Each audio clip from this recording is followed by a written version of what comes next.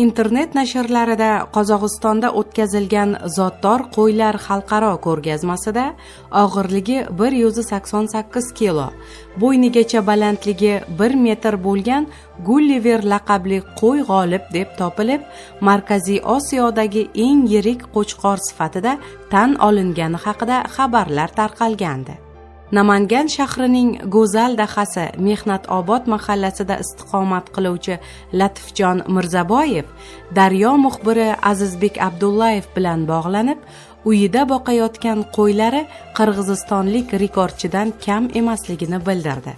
Latifjon akani yo'qlab uylariga o'tdik. Qo'ralarida 20 ga yaqin zotdor qo'y boqilayotgan ekan. Ulardan chamalab eng yirik 4 tasini tanlab oldik. Tarozi va metr o'lchagich keltirildi. Qo'ylardan biri 178 kilogramm, keyingisi 169, uchinchisi 156 kilo chiqdi.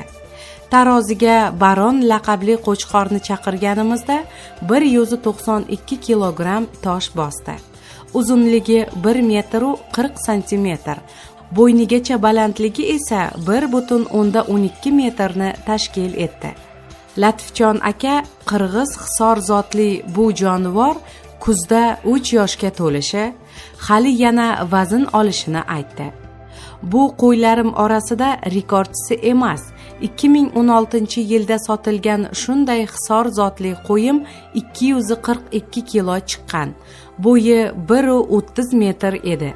2018-yilda sotilgan golland zotli buqamiz esa O'zbekistonda rekord qo'ydi-yu. Og'irligi 1 tonnayu 860 kilo bo'lgan. Bo'yi 1 metr 90 santimetr edi, deydi Latifjon aka.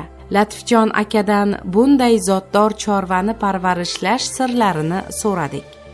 Avvalo chorvaga mehr kerak.